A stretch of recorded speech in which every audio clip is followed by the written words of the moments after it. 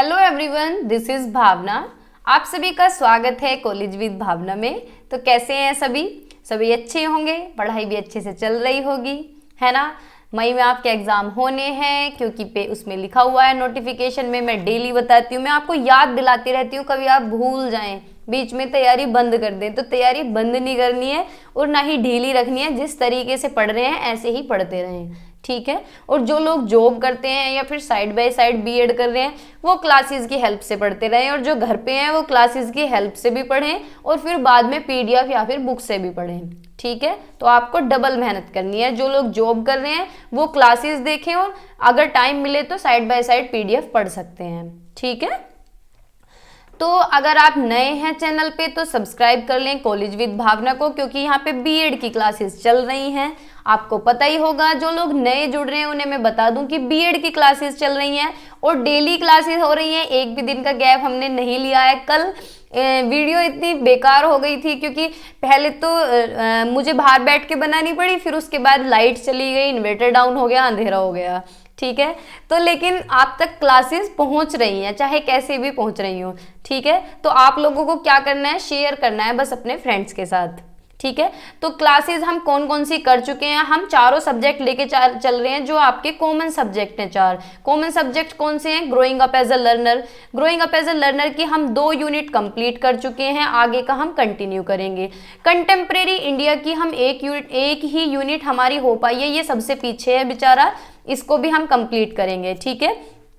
सबसे आगे है टीचर टीचिंग टेक्नोलॉजी, इसकी 5 यूनिट यानी 4 यूनिट कंप्लीट हो गई हैं, 5वीं एक वीडियो में हो जाएगी, उसकी पीपीटी रेडी है, ठीक है। ये बात हुई।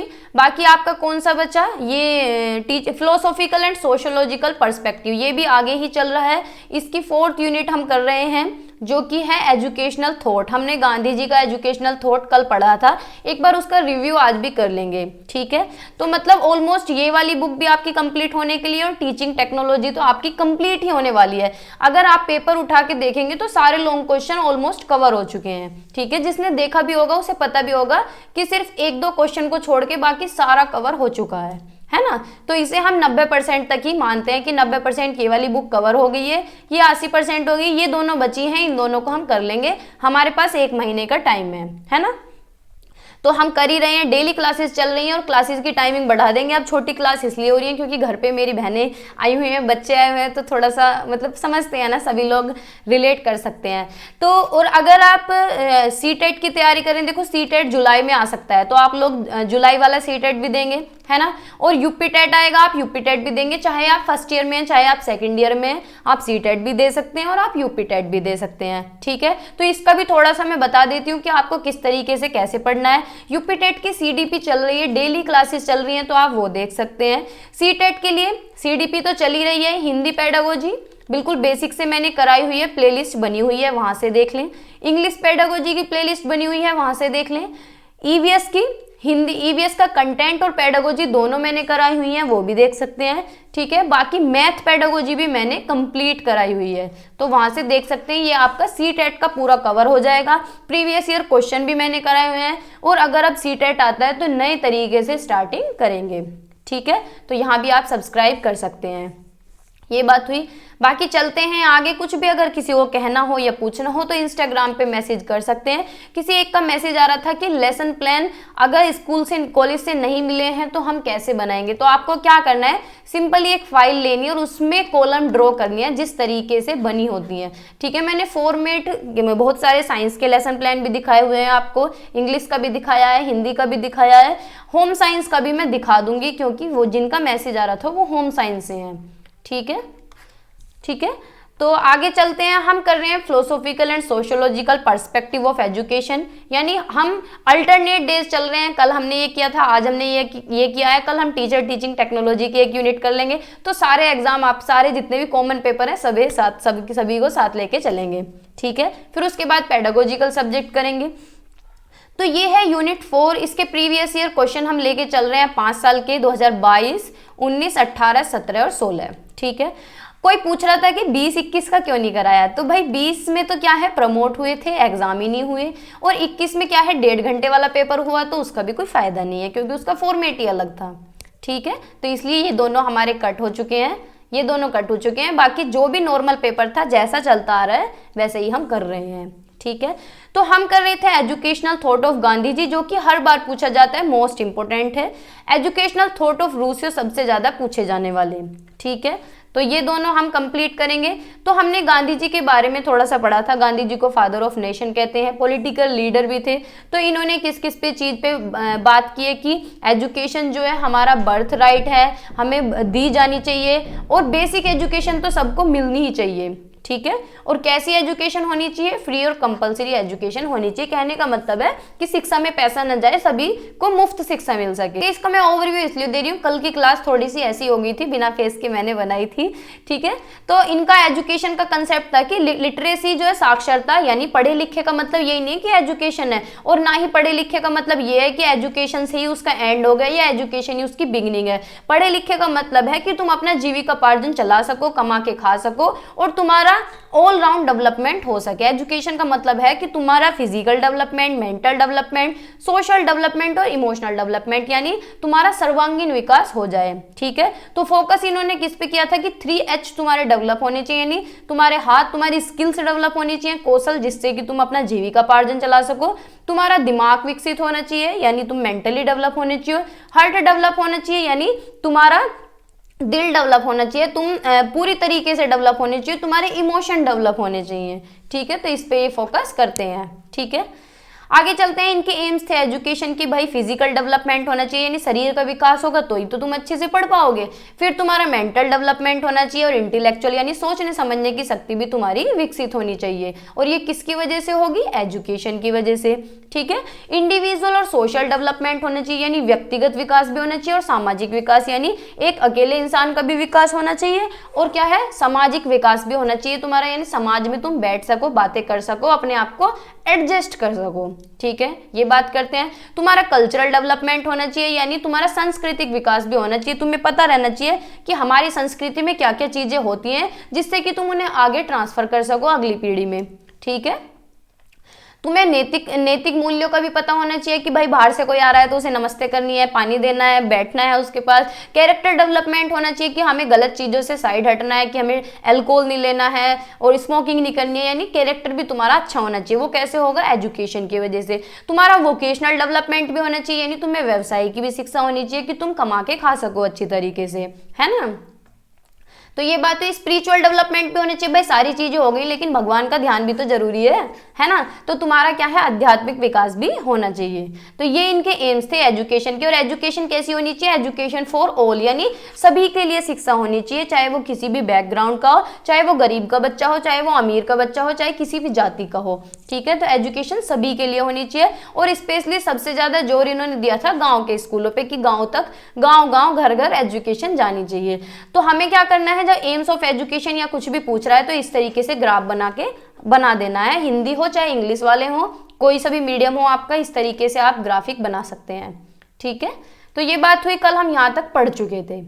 आज जो है सेकंड क्वेश्चन है, यानी इसी का ही टॉपिक है, ये बहुत बड़ा टॉपिक है। हमने एम्स पढ़ लिए गांधी जी के। अब क्या है, core values of basic education, यानी जो बेसिक एजुकेशन इन्होंने दी थी।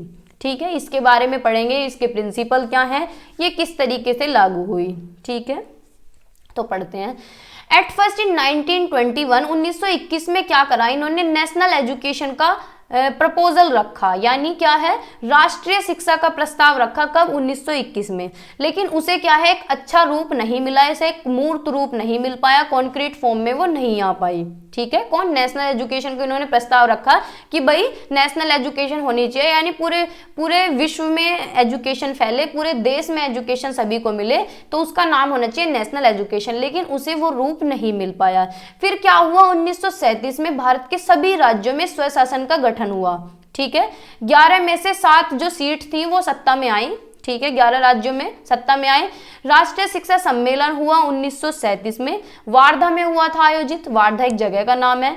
तो इसमें गांधी जी ने राष्ट्रीय शिक्षा का प्रारूप प्रस्तुत किया, यानी वही नेशनल एजुकेशन का फॉर्मेट दिया कि भैया ऐसे ऐसे एजुकेशन मिलनी चाहिए, लेकिन उसे नाम दिया गया बेसिक शिक्षा का। क्या दिया गया? Basic education. क्यों दिया गया? यानी बेसिक एजुकेशन, आपको क्या है, बेसिक शिक्षा मिल सके, शुरुआती शिक्षा आपको मिल सके। ठीक है। तो इसी के बारे में सारी चर्चा करेंगे। इसका ड्राफ्ट जो तैयार किया गया था, यानी जो पूरी फाइल बन के गई थी, उसके अंदर क्या क्या पॉइंट्स मेंशन थे देखते हैं। कंपलसरी और फ्री एजुकेशन होनी चाहिए सभी बच्चों के लिए। कितने से कितनी उम्र में? 7 से 14 वर्ष के जो बच्चे हैं उनके लिए कैसी होनी चाहिए? मुफ्त और अनिवार्य शिक्षा का प्रावधान हो। यानी जो बेसिक एजुकेशन थी उसके ड्राफ्ट में ये पॉइंट मेंशन थे, ठीक है। और बच्चे को पढ़ाया कैसे जाना चाहिए? उसकी मदर टंग में पढ़ाया जाए, जो भी उसकी मातृभाषा हो, जो भी बच्चे की घर की भाषा हो, ठीक है। जो पूरी की पूरी एजुकेशन है वो किस पे बेस होनी चाहिए? हैंडीक्राफ्ट पे बेस होनी चाहिए और कॉटेज इंडस्ट्री पे बेस होनी चाहिए, जिससे कि कोई भी इंडिविजुअल अपना जीविकोपार्जन कर सके, अपनी लाइवलीहुड चला सके, ठीक है।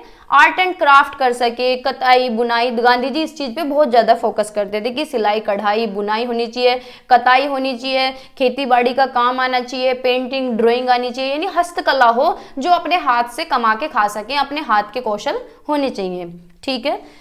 तो handicraft should be selected on the basis of abilities of children and regional needs. यानी जो ये हस्तकला है ये किसके बेसिस पे सिलेक्शन होना चाहिए इसका? उनके रीजनल नीड्स की वजह से और उनकी एबिलिटीज यानी उनकी योग्यता के आधार पे, ठीक है। ये ड्राफ्ट के अंदर पॉइंट्स थे। हैंडीक्राफ्ट को किस तरीके से पढ़ाया जाना चाहिए कि सभी बच्चे सक्षम हो सीखने में और कमाने में सक्षम हो सकें, अपना जीविकोपार्जन चला सकें, अपनी जीविका अर्जित कर सकें, ठीक है, यानी अपनी घर गृहस्थी चला सकें। सिंपल बात है, ठीक है। इसके अलावा क्या है? Economic importance in the education of handicrafts, it's social and scientific importance should be given place. यानी हस्तशिल्प शिक्षा में आर्थिक महत्व के साथ साथ उसके सामाजिक और वैज्ञानिक महत्व को भी स्थान दिया जाना चाहिए। यानी ऐसा नहीं है कि सिलाई कढ़ाई बुनाई पे ही ध्यान दिया जाए, उसे साइंटिफिकली इंपोर्टेंस भी दिया जाना चाहिए। यानी जैसे कि हम कुछ भी करते हैं उसे बड़े लेवल पे ले जाएं, है ना। अब जैसे कोई सिलाई करता है तो सिलाई बहुत तरह की होती है, घर में सिलाई कर रहे हैं, लेकिन अगर सिलाई को आगे लेके जाएं तो वो एक डिजाइनर का रूप ले लेती है ना। किसका फॉर्मेट ले लेती है? डिजाइनर का। अब खाना बनाना है, खाना घर में भी बनता है, खाना वैसे भी बनता है, और अगर उसे आगे तक लेके जाएं तो वो होटल मैनेजमेंट का रूप ले लेती है ना। तो इसी तरीके से क्या है? हैंडीक्राफ्ट होना चाहिए सभी को। उसे कैसे जोड़ा जाए? उसे साइंटिफिक इंपोर्टेंस भी दी जाए, ठीक है। तो ये ड्राफ्ट के अंदर जो बेसिक एजुकेशन आई थी उसके अंदर ये पॉइंट मेंशन थे, ठीक है। अब एक core values of basic education, यानी बुनियादी जो शिक्षा थी उसके मूल मूल्य क्या थे, उसके कोर वैल्यूज क्या थी कि कैसे कैसे होनी चाहिए। लर्निंग टू लर्न, यानी बच्चा क्या है? करके सीखे। लर्निंग बाय डूइंग करे, यानी जब बच्चा अपने हाथों से करके देखेगा कोई भी चीज तो उसे लंबे समय तक याद रहेगी और वो उसे यूटिलाइज कर पाएगा। जैसे कि देखो हमें टीचर कुछ भी सिखा रहा है, जैसे कि हम स्कूल में थे तो जैसे कभी कभी जादूगर वगैरह आते थे या फिर ये पोट बनाने वाले या कुछ भी वॉल हैंगिंग वाले आते थे कि देखते हैं ऐसे बनाते हैं ऐसे बनाते हैं, तो हम जब देखते हैं तो देख के हमें इतना नहीं समझ आता, जब हम अपने हाथों से करते हैं तो चीजें हमें समझ आती हैं। तो इनका फोकस किस पे था कि बच्चा खुद करके देखे, लर्निंग टू लर्न, खुद से सीख सके, ठीक है। मास्टरी ऑफ बेसिक कॉम्पिटेंसीज, यानी बुनियादी दक्षताओं की महारत। जो बेसिक कॉम्पिटेंसीज हैं, बेसिक चीजें हैं, उन पे बच्चा क्या है? महारत हासिल कर ले। कोई भी इंडिविजुअल बच्चा आगे जाके बड़ा ही होगा तो उसकी बेसिक कॉम्पिटेंसीज बिल्कुल अच्छी होनी चाहिए। बेसिक कॉम्पिटेंस, उसे लिखना आना चाहिए, पढ़ना आना चाहिए, कैलकुलेशन आनी चाहिए, उसके हाथ के कौशल विकसित होने चाहिए, उसका दिमाग विकसित होना चाहिए, ठीक है। हायर ऑर्डर थिंकिंग स्किल्स भी डेवलप होनी चाहिए उसके, यानी उसके अंदर हायर ऑर्डर थिंकिंग स्किल्स भी होनी चाहिए कि वो प्रॉब्लम सॉल्विंग कर सके, किसी भी समस्या का समाधान कर सके और अच्छा सोच सके, अलग अलग दिशाओं में अलग अलग पर्सपेक्टिव में सोच सके, ठीक है। वैल्यू इंटीग्रेशन, मोरल फॉर्मेशन होना चाहिए, यानी वैल्यूज उसके अंदर इनकलकेट होनी चाहिए, नैतिक मूल्य होने चाहिए उसे पता चले कि गलत क्या है सही क्या है, ठीक है। कल्चर बेस्ड और चाइल्ड फ्रेंडली होना चाहिए, यानी उसे अपनी संस्कृति का भी पता होना चाहिए और सबके साथ क्या है? अच्छी तरीके से रहे, प्यार से और सहयोग के साथ, ठीक है। इक्विटी, एक्सेस एंड क्वालिटी होनी चाहिए, यानी सभी बच्चों को समता मिलनी चाहिए, इक्वलिटी भी मिलनी चाहिए और इक्विटी भी मिलनी चाहिए। अब इन दोनों में क्या डिफरेंस है? इक्विटी होती है कि जिस तरीके का बच्चा है उसे उसी तरीके से चीजें सिखाई जाएं, उसी तरीके से उसकी नीड्स को, जरूरतों को पूरा किया जाए। इक्वलिटी होती है कि सारे बच्चों को एक साथ बैठा के हम पढ़ा रहे हैं या सिखा रहे हैं, ठीक है। तो सभी बच्चों तक इक्विटी पहुंचे और क्वालिटेटिव एजुकेशन पहुंच पाए, ठीक है। तो ये क्या है, बेसिक एजुकेशन के मूल मूल्य थे कि ये चीजें तो कम से कम होनी चाहिए बेसिक एजुकेशन में। ठीक है, ये लैपटॉप इतना क्यों हिल रहा है। ठीक है, फिर आगे चलते हैं। फिर अब बेसिक प्रिंसिपल क्या थे बेसिक एजुकेशन के, यानी बुनियादी शिक्षा के क्या है बेसिक प्रिंसिपल यानी मूल सिद्धांत क्या थे, इसके बारे में पढ़ते हैं।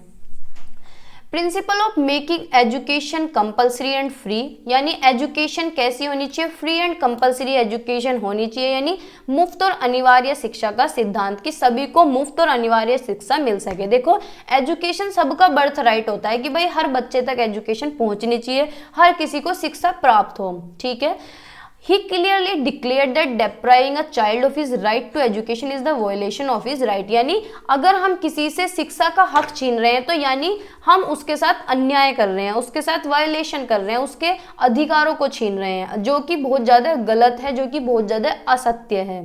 ठीक है, and the amounts to violation on humanity test, यानी ये मानवता के भी खिलाफ है अगर हम किसी बच्चे को पढ़ने का हक नहीं दे रहे हैं। ठीक है, तो इन्होंने फोकस किस पे दिया था कि at first that the state should provide, यानी सबसे पहले क्या करना चाहिए, राज्य को फ्री और कंपलसरी एजुकेशन देनी चाहिए, यानी मुफ्त और अनिवार्य शिक्षा देनी चाहिए 7 से 14 वर्ष के बच्चों के लिए। ठीक है भाई, कहने का मतलब है कि प्राइमरी एजुकेशन तो मिले एटलीस्ट सभी को, है ना, तो शुरुआती शिक्षा सभी को मिलनी चाहिए। ठीक है, फिर principal of making education self supporting, यानी शिक्षक को स्वावलंबी बनाने का सिद्धांत कि एजुकेशन कैसी होनी चाहिए, सेल्फ सपोर्टिंग होनी चाहिए, यानी ऐसा नहीं है कि राज्य सरकार ही पैसा देगी या फिर स्टेट गवर्नमेंट ही पैसा देगी तभी एजुकेशन चलेगी। ठीक है भाई, वैसे तो एजुकेशन को जब मैनेज करते हैं तो बहुत सी दिक्कतें भी आती हैं और आई भी थी कि गांधी जी ने जब शिक्षा को सार्वभौमिक किया था, सार्वभौमिक का मतलब होता है पूरे विश्व में जब इससे चलाया था, फ्री और कंपलसरी किया था, तो भाई पैसे की दिक्कत तो आई थी क्योंकि पढ़ने तो सब आ गए, टीचर्स को तो सैलरी चाहिए, टीचर थोड़ी ना फ्री में पढ़ा देंगे, अब बच्चे को ही तो फ्री में पढ़ा सकते हैं, तो उसके लिए इन्हें फंड नहीं मिल पाया। तो इन्होंने जोर क्या दिया कि स्कूल में हैंडीक्राफ्ट एजुकेशन होनी चाहिए, कताई बुनाई सिलाई कढ़ाई जितने भी आर्ट क्राफ्ट होते हैं ये होने चाहिए, इनसे हम क्या है स्कूल के जो बाहरी खर्चे हैं उन्हें हम निकाल सकते हैं। ठीक है, तो ये इनका मोटिव था कि एजुकेशन कैसी होनी चाहिए, सेल्फ सपोर्टिंग होनी चाहिए। ठीक है, फिर है principle of truth non violence and Sarvodaya, यानी सत्य अहिंसा और सर्वोदय का सिद्धांत क्या है कि worship truth and non violence, यानी ये किस चीज को मानते थे कि बिल्कुल सत्य होनी चाहिए और अहिंसा की पूजा होनी चाहिए, कि हर कोई सत्य के मार्ग पे चले और अहिंसा को माने। ठीक है, यानी किसी के साथ हिंसा ना करे, किसी के साथ वायलेशन ना करे। ठीक है, he considered any type of exploitation in the society as violence, and at that time the people armed with English education were exploiting the common people, यानी जो जिन्हें इंग्लिश आती थी उस टाइम पे, यानी एक तरह से अंग्रेज ही मानो उन्हें, वो क्या है नॉर्मल लोगों को क्या है वोलेट करते थे, यानी धक्का मुक्की करना या उनकी बेइज्जती करना किसी भी तरीके से।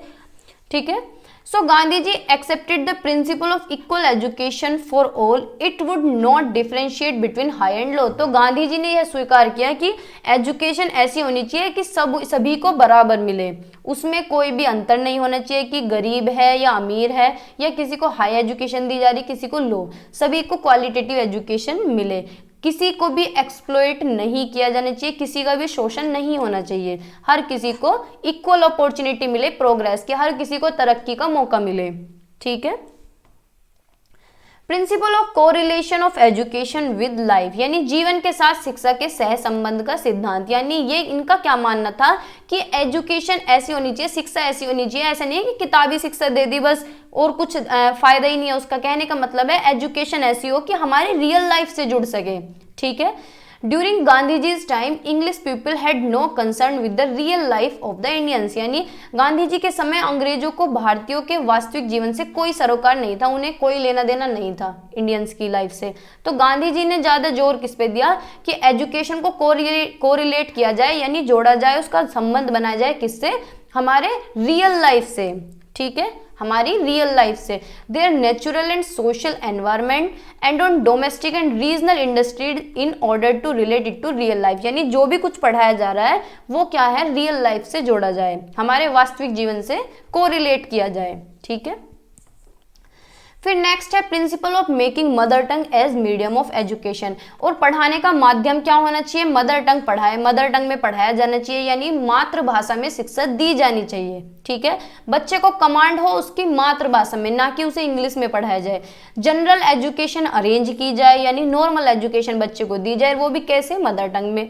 यही एक कारण था कि इन्होंने मदर टंग को मीडियम माना बेसिक एजुकेशन में, यानी जो बुनियादी शिक्षा थी उसमें इन्होंने मीडियम किसे बनाया, किस माध्यम में शिक्षा दी जानी चाहिए, मदर टंग में। ठीक है, नेक्स्ट पॉइंट है principle of basic education on handicraft, यानी फोकस इनका किस पे था, हैंडीक्राफ्ट थे, हैंडीक्राफ्ट पे यानी हस्तशिल्प पे, हस्तकला पे और इंडस्ट्री पे, यानी क्या है भाई, कमा के खा सके, अपना जीवन चला सके। ठीक है, ये सारी चीजें इसके अंदर हैं कि बच्चा क्या है, कोई भी इंडिविजुअल सेल्फ डिपेंड हो सके, अपने पैरों पे खड़ा हो सके, अपने जीवन चला सके कमा के। ठीक है, नेक्स्ट है principle of developing knowledge as a unit, यानी एक इकाई के रूप में ज्ञान के विकास का सिद्धांत।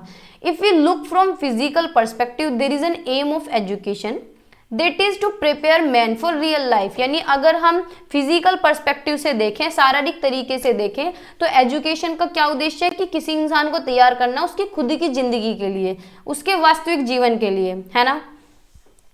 इस केस में क्या है, जितने भी सब्जेक्ट और जितनी भी एक्टिविटीज हैं करिकुलम की, वो किससे जुड़ी हुई होनी चाहिए, वास्तविक जीवन से जुड़ी होनी चाहिए, क्योंकि तुम एक इंसान को वास्तविक जीवन के लिए ही तो तैयार करते हो, है ना। इस व्यू पॉइंट से क्या है, गांधी जी का फोकस था कि developing unit as a whole unit, developing knowledge as a whole unit. ठीक है, यानी ज्ञान को एक इकाई के रूप में विकसित करने पर बल दिया इन्होंने। ठीक है, अब उद्देश्य क्या थे बुनियादी शिक्षा के, यानी बेसिक एजुकेशन के क्या उद्देश्य थे। By basic education it means to provide basic knowledge and skills to the children and to prepare them for normal life, यानी भाई सिंपल सी बात है, हमें ये पता चली गया कि बेसिक एजुकेशन क्या है, कि हमें बेसिक नॉलेज मिल सके और कौशल प्राप्त हो सके जिससे कि अपना जीवन चल सके। तो इसमें कुछ पॉइंट्स हैं, क्या उद्देश्य थे बेसिक एजुकेशन के, कि बच्चे का फिजिकल और मेंटल डेवलपमेंट हो सके, यानी बच्चा फिजिकली डेवलप हो सके, जब उसका शरीर विकसित रहेगा, शरीर स्वस्थ रहेगा, तभी बच्चा पढ़ पाएगा, तभी अच्छी से उसका विकास हो पाएगा। ठीक है, उसका मेंटल डेवलपमेंट होना चाहिए, यानी उसकी मानसिक विकास होना चाहिए, दिमाग का विकास होना चाहिए, है ना।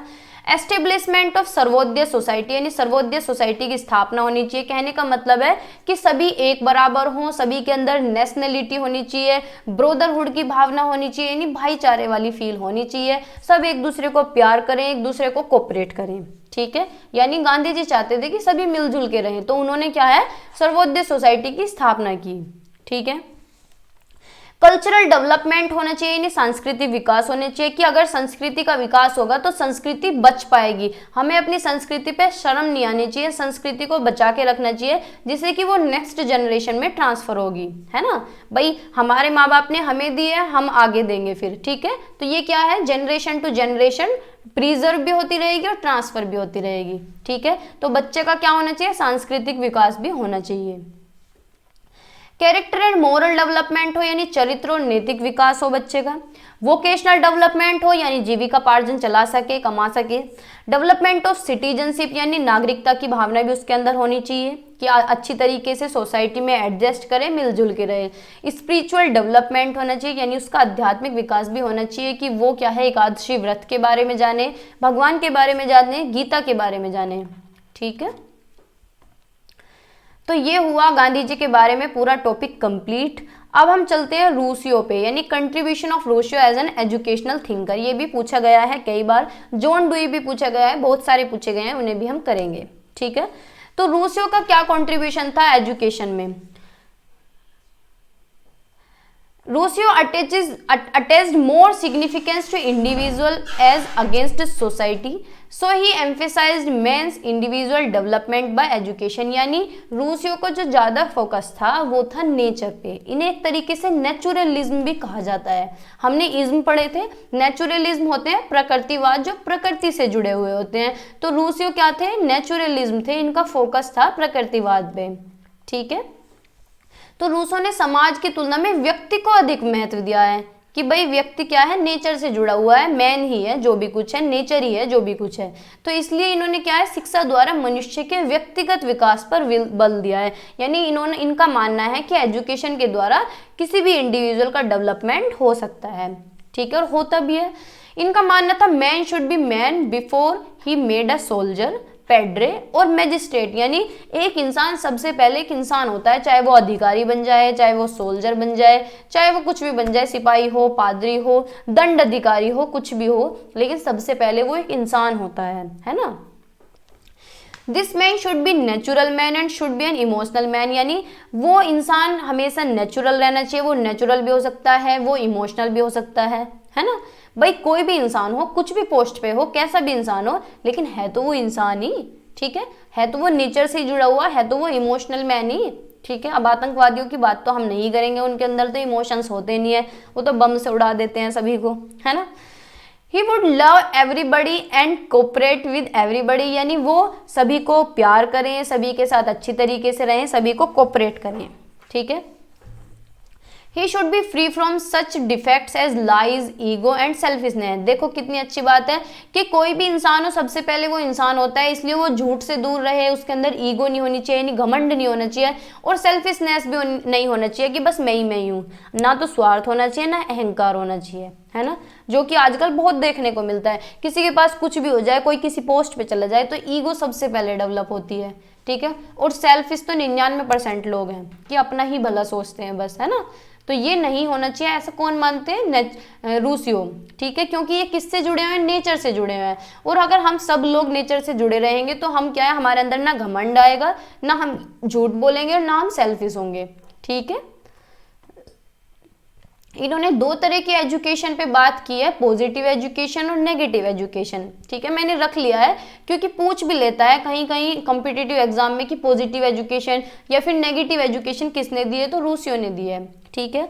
इन्होंने दो तरीके से एजुकेशन को माना है, पॉजिटिव एजुकेशन, नेगेटिव एजुकेशन। अगर सिंपली बात करें तो नेगेटिव एजुकेशन इन्होंने माना है कि जो नेचर से जुड़ी हुई है, जो बच्चा अपनी जिसमें सेंसेस अपने डेवलप करता है, वो होती है नेगेटिव एजुकेशन। पॉजिटिव एजुकेशन होती है जिसमें बच्चा मोटिवेशन के साथ पढ़ता है या फिर एक तरीके से अपनी ड्यूटीज निभाने के लिए पढ़ता है, ठीक है।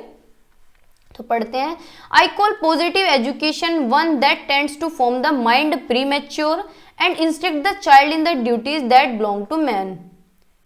मेरा लैपटॉप बहुत ज्यादा हिल रहा है। कि मेरा मानना है कि सकारात्मक शिक्षा और नकारात्मक शिक्षा, कि मैं सकारात्मक शिक्षा को वह शिक्षा कहता हूं जो समय से पहले ही दिमाग का निर्माण करती है, यानी प्रीमेच्योर नहीं हो जाता कोई, जैसे कहते हैं कि उम्र से पहले ही समझदार हो गया, तो ये क्या है, पॉजिटिव एजुकेशन उसे मानते हैं, ठीक है। तो इनका मानना था कि बच्चों को उन कर्तव्यों का निर्देश देती है जो मनुष्य से संबंधित है, यानी पहले जैसे कि आपने देखा होगा कि चाय के ठेले पे बहुत छोटे छोटे बच्चे रहते हैं, लेकिन वो बहुत ज़्यादा समझदार होते हैं पैसे के मामले में भी, और उनसे बातें करके देखिए बहुत बड़ी बड़ी बातें करते हैं, तो वो क्या होते हैं, प्री मैच्योर हो जाते हैं, तो वो होती है पॉजिटिव एजुकेशन, ठीक है। और नकारात्मक नेगेटिव एजुकेशन कौन सी है, जो ज्ञान के साधनों वाले अंगों को पूर्ण करते हैं, यानी जो सेंसेस से हम नॉलेज लेते हैं, जैसे कि हम एजुकेशन लेते हैं। अब आप में से जितने भी 99% बच्चे हैं, भाई ऐसा तो है नहीं कि सभी बहुत ज़्यादा होशियार हैं। अब ऐसा तो है नहीं कि अगर आप पढ़ाई में थोड़े से कमजोर हैं तो इसका मतलब ये थोड़ी है कि आप नॉर्मल जीवन में भी कमजोर हैं। भाई पढ़ाई एक अलग हिस्सा हो गया, नॉर्मल जीवन एक अलग हिस्सा हो गया, है ना। तो बहुत से लोग ऐसे होते हैं कि अपने नॉर्मल जीवन में काफी होशियार होते हैं लेकिन पढ़ाई में थोड़े कम रहते हैं, ठीक है। तो पढ़ाई ही सब कुछ नहीं होती, ठीक है। इस ज्ञान को प्रत्यक्ष रूप से देना सच्ची शिक्षा है और जो इंद्रियों से उचित अभ्यास द्वारा तर्क के लिए रास्ता तैयार करने का प्रयास करते हैं। नेगेटिव एजुकेशन क्या है, जिसमें हमारी इंद्रिय डेवलप होती है, हमारे सेंसेस डेवलप होते हैं, ठीक है। जैसे हम स्कूल में पढ़ने जाते हैं तो ये होती है नेगेटिव एजुकेशन, ठीक है। अब एम क्या थे एजुकेशन इनके अकॉर्डिंग, यानी उद्देश्य क्या थे शिक्षा के। भाई सभी के जितने भी हम पढ़ेंगे, चाहे जॉन डुई पढ़ लो, चाहे फ्रोएबल पढ़ लो, चाहे गांधी जी पढ़ लो, तो सभी के सेम मिलेंगे कि भाई शरीर का विकास होना चाहिए, दिमाग का विकास होना चाहिए, एक दो पॉइंट आपको अलग मिलेंगे। तो इसलिए ये एजुकेशनल थॉट जो है ये काफी इजी है, ये अच्छी तरीके से आप बना के लिख सकते हैं, ठीक है। तो फिजिकल डेवलपमेंट इनका मानना था कि इंसान क्या है, साइको फिजिकल बीइंग है, यानी मनोदेहिक है, यानी शरीर है सभी के पास और हम साइको भी होते हैं, यानी हमारे अंदर सोचने समझने की, बिहेव करने की शक्ति भी है, ठीक है। जो माइंड है हमारी बॉडी का ही पार्ट है। Man exist by his body else not, so his physical development is the foremost need, यानी हमारा जो शरीर है वही स्वस्थ रहना चाहिए, उसी से हम हैं। अगर हमारा शरीर स्वस्थ नहीं होगा तो कितना भी दिमाग हो वो रखा रह जाएगा। तो सबसे पहले किस पे फोकस होना चाहिए, शारीरिक विकास पे फोकस होना चाहिए। ठीक है। Rousseau believe that physical weakness is the mothers of all sins, so he laid emphasis on the making the child strong from early life. यानी इनका मानना था कि शारीरिक कमजोरी सभी पापों की जननी है। कहने का मतलब है अगर आपका शरीर कमजोर है तो उसमें बहुत सारी बीमारियां आ जाती हैं, तो एक तरह से पापों की जननी बन जाती है ना भाई। अगर तुम्हारे शरीर में छोटा सा बच्चा है, उसको कैंसर हो रहा है, कुछ भी दिक्कत हो रही है, तो उसका तो सब कुछ ही खत्म हो गया, है ना। तो इसलिए इनका ज्यादा फोकस किस पे था, सबसे पहले फिजिकल डेवलपमेंट पे, शारीरिक विकास पे। फिर इनका फोकस नेचुरल डेवलपमेंट पे, मतलब आप अपने पास से भी लिख सकते हैं फिजिकल डेवलपमेंट, मेंटल डेवलपमेंट, मतलब अपने पास से क्या ये पॉइंट है एक्चुअल में, इंटेलेक्चुअल डेवलपमेंट, ठीक है। तो ये पॉइंट भी इसके अंदर मेंशन कर सकते हैं कि भाई दिमाग का विकास भी होना चाहिए। एम्फेसिस ऑन नेचुरल डेवलपमेंट, ये भाई इनका नेचर पे ज्यादा फोकस था, तो इन्होंने किस पे ज्यादा ध्यान दिया, नेचुरल डेवलपमेंट पे। यानी बच्चे का क्या है, प्राकृतिक विकास भी होना चाहिए, प्राकृतिक विकास होना चाहिए, यानी बच्चा प्रकृति से जुड़ा रहे। तो इनका मानना था, इनका विश्वास था कि चिल्ड्रन आर नेचुरली क्यूरियस, यानी बच्चे क्या है, प्राकृतिक जिज्ञासु होते हैं, उन्हें जानने की इच्छा होती है। जैसे आपने छोटे बच्चे देखे होंगे कि पूछते हैं मम्मा ऐसे क्यों हुआ, मौसी ऐसे क्यों हुआ, बहुत ज़्यादा क्वेश्चन करते हैं। तो ये क्या होते हैं, नेचुरली क्यूरियस होते हैं। इन्हें एक्सप्लोर करना अच्छा लगता है, चाहते हैं कि चीज़ें एक्सप्लोर करें और अपनी खुद की स्पीड से ये सीख सकते हैं, ठीक है। This idea challenged the prevailing view of education at the time, which emphasized strict discipline and rote learning। यानी क्या है, इस विचार से उस समय शिक्षा के प्रचलित दृष्टिकोण को चुनौती दी, जिसमें सख्त अनुशासन और रट्टा सीखने पर जोर दिया गया था। यानी कहने का मतलब क्या था भाई, पहले के टाइम पे कैसी एजुकेशन थी, रटने वाली, है ना। कोई नेचर की बात करता था नहीं, बस रटने पे और स्टिक के साथ। जैसे कि हमने वैदिक एजुकेशन में, बुद्धिस्ट एजुकेशन में, मेडाइवल पीरियड में आपने देखी होंगी क्लासें, तो उसमें हमने यही पढ़ा था कि इतने स्ट्रिक्टनेस था, ऐसा कंट्रोल था, वैसा कंट्रोल था, रटने पे फोकस था। तो इन्होंने बात किसकी की कि बच्चे को नेचर से पढ़ाया जाए जोड़ के, ठीक है। तो भाई उस टाइम पे तो बहुत यूनिक लगा होगा ना कि भाई यू आदमी कैसी बात कर रहा है कि नेचर से जोड़ के पढ़ाया जाए, है ना। फिर ट्रेनिंग ऑफ सेंस ऑर्गन्स, यानी ज्ञान इंद्रियों का प्रशिक्षण होना चाहिए, यानी जो हमारी इंद्रियां हैं इन्हें भी ट्रेंड किया जाए, ठीक है। क्योंकि सेंसेस जो होते हैं गेटवे होते हैं नॉलेज के, यानी हमारा जितना भी ज्ञान है वो हमें सेंसेस के थ्रू ही मिलता है, देख के, सुन के, टच करके, है ना, एक्सपेरिमेंट करके। तो रूसियो का ज्यादा फोकस किस पे था कि सेंस ऑर्गन्स ट्रेन होने चाहिए, बच्चा लर्निंग बाय एक्सपीरियंस करे, यानी अनुभव से सीखे ना कि बुकिश नॉलेज से। तो इनके अकॉर्डिंग जो मुख्य उद्देश्य था बचपन का वो क्या था कि सेंस ऑर्गन्स ट्रेन हो छोटे बच्चे के, ठीक है। इंटेलेक्चुअल डेवलपमेंट होना चाहिए, यानी बौद्धिक विकास हो बच्चे का। भाई सेंस ऑर्गन्स तो ट्रेंड हो गए, जब सेंस ऑर्गन्स ट्रेंड हो गए तो बच्चा क्या है, अपने आप जो सच है उसे डिस्कवर करेगा, खुद से सेल्फ एक्सपीरियंस करेगा, यानी चीजों को खुद करने की कोशिश करेगा। और जब खुद करेगा तो बच्चे को अनुभव मिलेगा, है ना। It would bring about his intellectual development, यानी जब बच्चा खुद से एक्सपीरियंस लेगा तो उसका बौद्धिक विकास अपने आप हो जाएगा, ठीक है। तो इनका कहना था कि चाइल्ड शुड बी गिवन, बच्चे को इस तरह का वातावरण दिया जाए जहां बच्चा कोशिश कर सके, हार्ड वर्क कर सके और आराम से काम कर सके, इंटरेस्ट के साथ कर सके, एक्सप्लोर कर सके चीज़ों को, अन्वेषण कर सके, ठीक है। और अपनी नॉलेज डेवलप कर सके अपने आप, सेल्फ एक्सपीरियंस के थ्रू, आत्म अनुभव के थ्रू, ठीक है। फिर नेक्स्ट है importance of early childhood education. शुरुआती टाइम होता है, शुरुआती जो शिक्षा होती है, यानी प्रारंभिक बाल्य अवस्था शिक्षा का क्या महत्व था। तो इनका मानना था कि बच्चे के जीवन में प्रारंभिक वर्ष उसके विकास के लिए महत्वपूर्ण होते हैं। जो स्टार्टिंग टाइम होता है बच्चे का, जो बचपन होता है वो बहुत महत्वपूर्ण होता है। तो बच्चे का जो बचपन है उसे डाइट भी अच्छी मिलनी चाहिए और दिशा भी अच्छी मिलनी चाहिए, नॉलेज भी अच्छी मिलनी चाहिए, चीज़ों को वो एक्सप्लोर करे अपने आप, ठीक है। तो शिक्षा जन्म से ही शुरू होनी चाहिए। उन्होंने तर्क किया कि बच्चे को खेलने और अपने पर्यावरण का पता लगाने के लिए पर्याप्त समय दिया जाना चाहिए। जैसे कि छोटे बच्चों का फोकस होता है ज़्यादा खेलने पे और उन्हें कोई रोकता भी नहीं है। क्यों नहीं रोकता, उसके पीछे का लॉजिक नहीं पता, लेकिन बच्चों को एनवायरनमेंट से जोड़ा जाना चाहिए। जितने ज़्यादा बच्चे एनवायरनमेंट से जुड़ते हैं उतना ही वो चीज़ों को एक्सप्लोर करते हैं और अनुभव प्राप्त करते हैं, ठीक है। जिससे उनकी क्या है, जो प्राकृतिक जिज्ञासा है, जो रचनात्मकता है वो बढ़ती है, ठीक है। क्रिटिक ऑफ फॉर्मल एजुकेशन, अब इनकी आलोचना भी हुई क्योंकि इन्होंने फॉर्मल एजुकेशन को बिल्कुल मना कर दिया था। एक तरह से इनका जो फोकस था वो नेचर पे फोकस था, ना कि बुकिश नॉलेज पे। तो इनकी आलोचना भी हुई कि Rousseau is highly critical of the formal education system of its time, यानी ये फॉर्मल एजुकेशन को बिल्कुल ज़्यादा एक तरीके से ये आलोचना करते थे कि फॉर्मल एजुकेशन अच्छी नहीं होती, नेचुरल एजुकेशन अच्छी है कि तुम नेचर से जोड़ के पढ़ाओ बच्चे को, ठीक है। He blade stifled creativity and individuality. He argued that education should be tailored to the needs, education ऐसी होनी चाहिए जिससे बच्चे की नीड्स पूरी हो सके, बच्चे को इंटरेस्ट आ सके, ठीक है, ना कि रिजिड करिकुलम हो। कहने का मतलब है कि बुकिश नॉलेज ना हो, ठीक है। तो इन्होंने जो फॉर्मल एजुकेशन है उसे उसकी आलोचना की। फॉर्मल एजुकेशन कौन सी होती है? जो हम बैग भर भर के बुक ले जाते हैं और स्कूल में पढ़ के आते हैं, ठीक है। एम्फेसिस ऑन सोशलाइजेशन यानी सामाजिकरण पर, जो रूसो का मानना था कि शिक्षा को केवल एकाडमिक सीखने पर ही नहीं बल्कि सामाजिकरण पर भी ध्यान देना चाहिए, कि भाई ऐसा नहीं है कि बस एकेडमिक लर्निंग हो, बुक से पढ़ाया जाए, क्वेश्चन आंसर रटवा दिए, बात खत्म, ऐसा नहीं हो, उनका सामाजिकरण पर भी ध्यान देना चाहिए, ठीक है।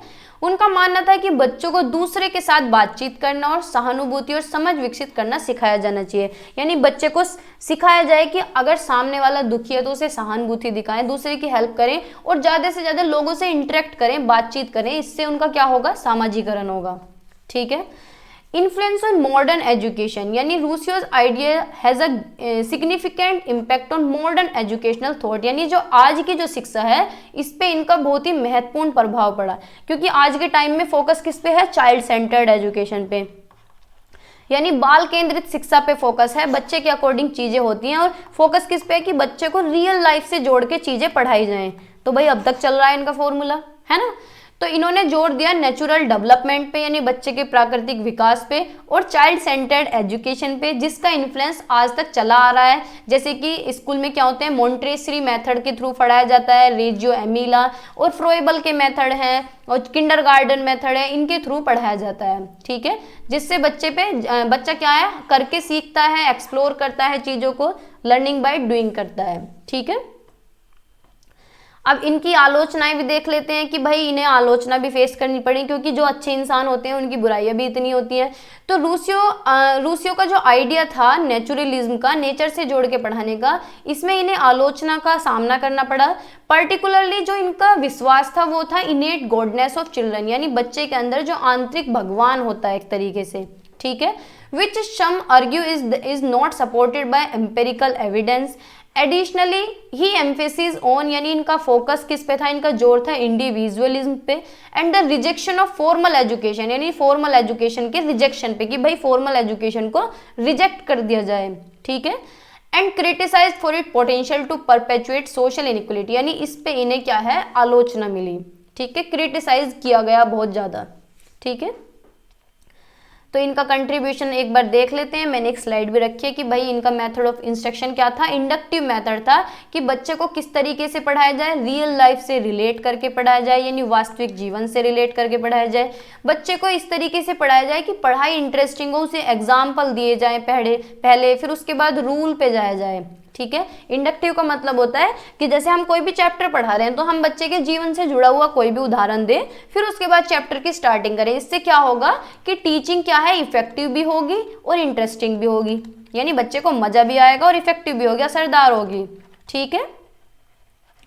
इन्होंने फोकस किया था क्राफ्ट लर्निंग पे, सेंसेस टीचिंग पे, कि भाई सेंस ट्रेंड होने चाहिए, जो इंद्रियां हैं उन्हें क्या है? ट्रेंड किया जाए। फिजिकल एक्टिविटीज होनी चाहिए बच्चे के स्टार्टिंग के दिनों में, जब बच्चा छोटा होता है, यानी बचपन में, ठीक है।